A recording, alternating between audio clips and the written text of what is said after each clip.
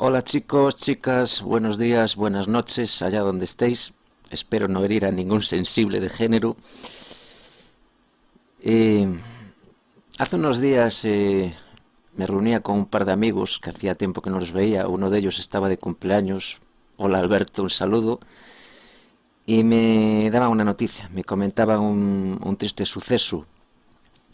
Y es que hemos perdido a otro grande de la música. En esta ocasión le ha tocado a un rockero. El caso es que el día 17 de mayo del 2017 era hallado muerto el líder, vocalista y líder de la banda estadounidense de rock alternativo Soundgarden, Chris Cornell, como así se llamaba este muchacho de 52 años, era hallado muerto, sin vida, en el cuarto de baño del hotel donde se alojaba después de haber dado un concierto con su banda, con su recientemente reunida banda, en el Teatro Fox, en Michigan, en Detroit, Michigan. Yo estuve investigando. A ver, para mí fue una noticia desagradable porque yo tengo que aclarar que fui fan de ellos. Fui fan de ellos y de hecho sigo escuchando música de Soundgarden. Soundgarden fue una banda que se formó por mediados de los 80, finales de los 80 y que tuvo su máximo culmen en la mitad de los 90. Soundgarden pertenecía al movimiento grunge, no sé si recordaréis, disculpad, no sé si recordaréis que bueno, por allá por la década de los 90 pues se puso muy de moda este movimiento. Este movimiento pues implosionó con la aparición de la banda Nirvana. Pero con la aparición de Nirvana aparecieron, bueno, toda una serie de bandas paralelas. Algunas llegaron más allá, otras no llegaron tan allá y se fueron quedando por el camino. Y un ejemplo de estas, pongamos 4 ejemplos de estas bandas que se hicieron internacionales dentro de este movimiento, pues podrían ser Soundgarden, de la que estamos hablando, podrían ser Stone Temple Pilots, podrían ser Alice in Chains, o podrían ser Pearl Jam, que de Pearl Jam voy a hablar luego.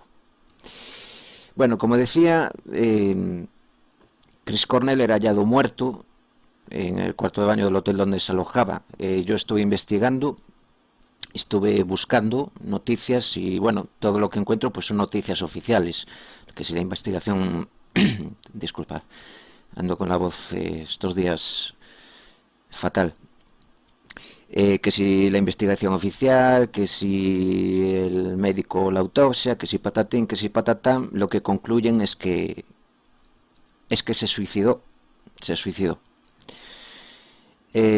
Chris Cornell estaba casado con una bella mujer, Vicky Cornell, y tenía 2 preciosas niñas.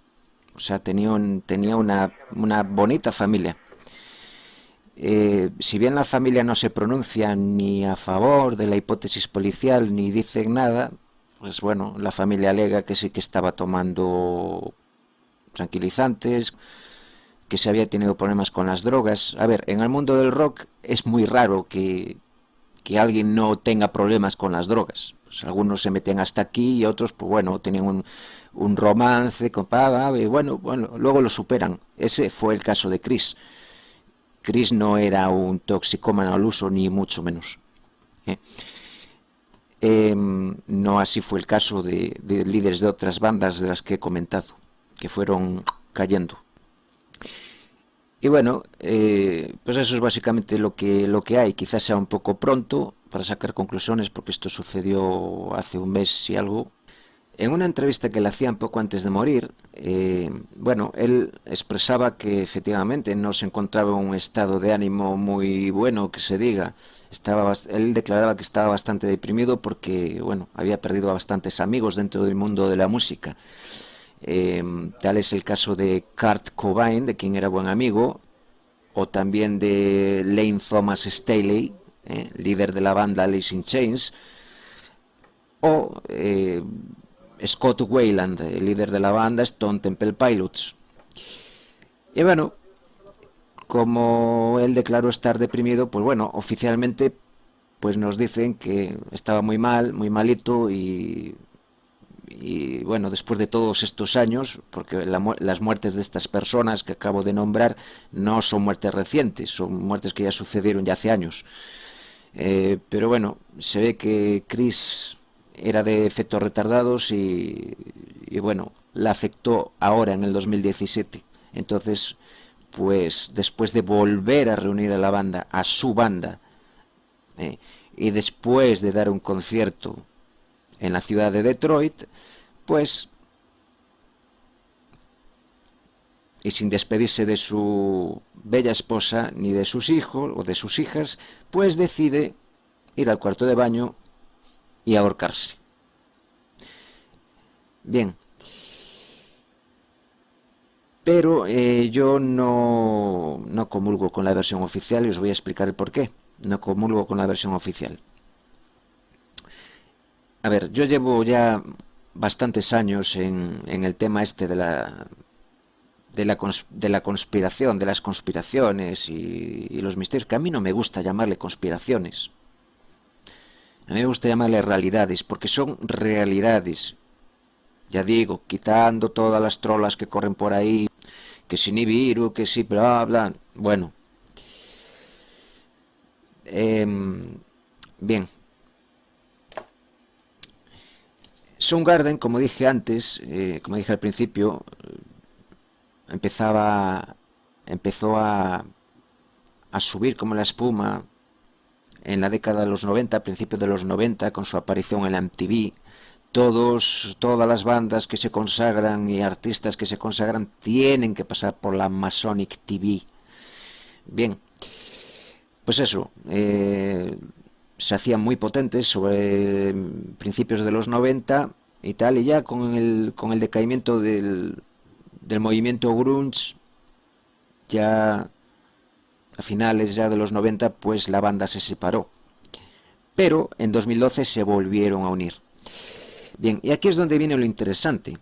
Aquí es donde viene lo interesante porque, a ver, vamos a ver las portadas de los discos y luego vamos a hablar de Pearl Jam también. Vamos a agarrar a otra banda del mismo estilo y también el líder de Pearl Jam era amigo de este muchacho que murió. Y vamos a ver cosas muy interesantes, que para mí son muy interesantes y muy ilustrativas, y que me hacen ver que a Chris fue víctima de esto, bien lo hayan liquidado o bien haya decidido él, pero esto, ya sabéis a lo que me refiero. Bueno, en 1989 aparecía su disco Louder Than Love. Bien, en la portada de ese disco pues no vemos nada raro, es una portada como cualquier otra. El Bad Motor Finger llegaba en 1991.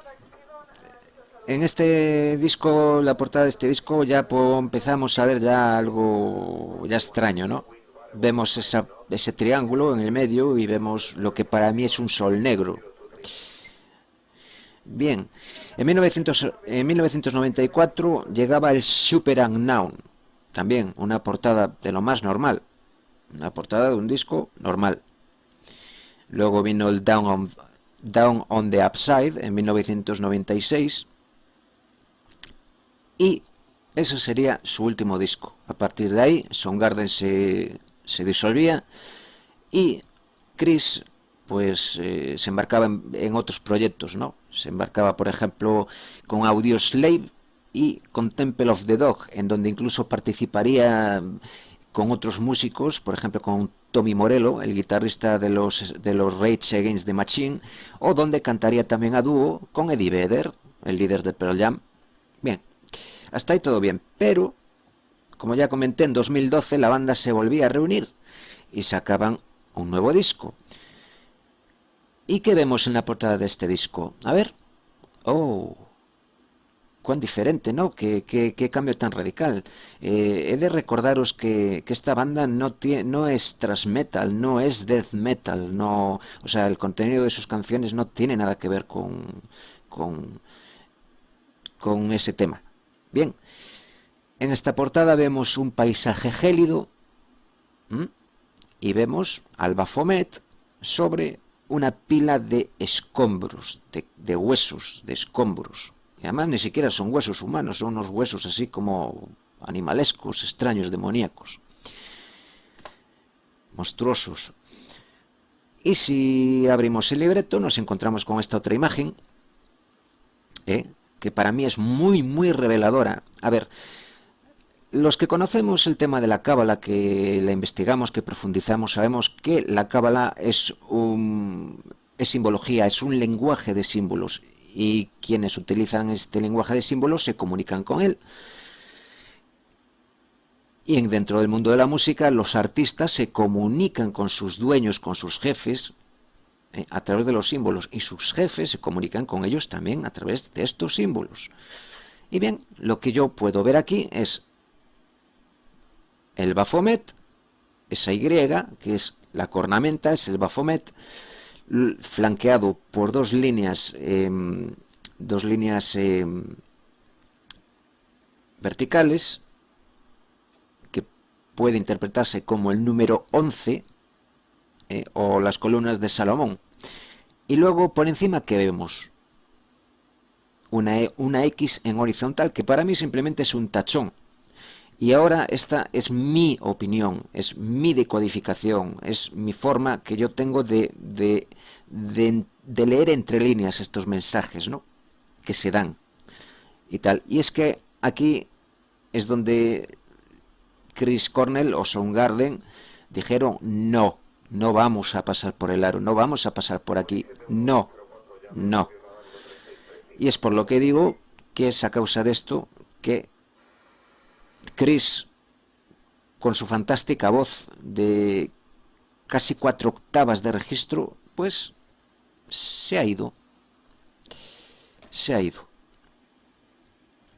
Y bien, y ahora decía antes que iba a hablar también de Pearl Jam, porque Pearl Jam todavía siguen, ellos prácticamente nunca pararon de hacer discos, todavía siguen haciendo discos, y bueno, las portadas de los últimos discos son muy, muy reveladoras.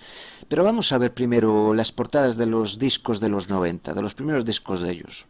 Vamos viendo, por ejemplo, la portada del Ten, que es el disco que les dio con el que se hicieron famosos, vamos.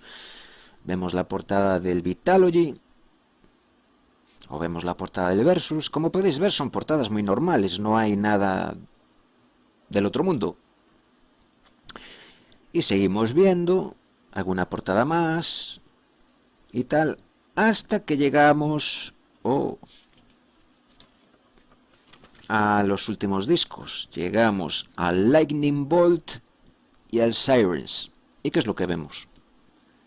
Bien, vemos el ojo del orto, vemos la pirámide, vemos esas antenas que para mí pues son los cuernitos del Baphomet irradiando su cautivadora energía, y vemos un corazón. ¿Qué significará ese corazón? Ahí arriba de la pirámide significará que la aceptación, que ellos sí aceptan y por eso siguen grabando y siguen vivos. Prácticamente son los únicos que quedan vivos dentro de este movimiento grunge. Sí, vale, también están los Red Hot Chili Peppers, están ahí, pero vamos, o sea, Pearl Jam es Pearl Jam. Bien, y están ahí. Que bueno, oficialmente nos dicen que es que el líder de Pearl Jam prefirió el surf a la heroína. Bien, yo creo que es otra cosa, pero bueno. Pues sí, muy interesante. Y luego, si abrimos el disco y echamos un vistazo al libreto, nos encontramos esta imagen. Nos encontramos esta imagen con este mensaje, que dice: by which we live our lives with death over our shoulders. Esto es por lo que nosotros vivimos nuestras vidas con la muerte sobre nuestros hombros. ¿Qué os parece? ¿Qué os parece? Bueno, pues bien, yo lo tengo muy claro, yo lo tengo muy claro. Y para mí, Chris o fue asesinado o simplemente pues fue la única alternativa que le dejaron o que le quedó, como le ha pasado, como le viene pasando a tantos artistas molestos o que se niegan a entrar por el ojo del orto de estos psicópatas, de los varones del robo y la eugenesia. ¿Mm? Así que bueno, yo esto es algo totalmente que en lo que yo me he fijado, no lo saqué de ningún sitio, ni mucho menos. De hecho, como ya comenté, no, yo lo único que pude ver hasta el momento, quizás que tal vez aún sea un poco temprano, un poco pronto, y lo único que tenemos es la versión oficial, la versión que nos da la policía y la versión que nos da el forense. Tal vez más adelante pues vayan surgiendo más información y más piezas que nos ayuden a dilucidar qué es lo que realmente pudo haber pasado con este muchacho. Pero yo mi opinión, vuelvo a decir, yo lo tengo claro. Chris Cornell nos dejó por culpa de esto. ¿Mm? Y bueno, esto es lo que quería compartir con vosotros. Es lo que quería compartir con vosotros. Espero que os haya gustado este análisis, esta reflexión. Es mi primer vídeo en este plan. Ya iremos cogiendo más práctica, ya iremos perdiéndole un poco la fobia a las cámaras, que a mí no me gustan nada las cámaras. Me gusta grabar y me gusta fotografiar cosas, pero no me gusta que me filmen. Pero bueno. Y esto es todo lo que quería compartir con vosotros. Así que bueno, si os gustó el vídeo, pues ya sabéis, darle like y suscribiros y nada más. Hasta la próxima. Cuidaros, ¿vale? Nos vemos.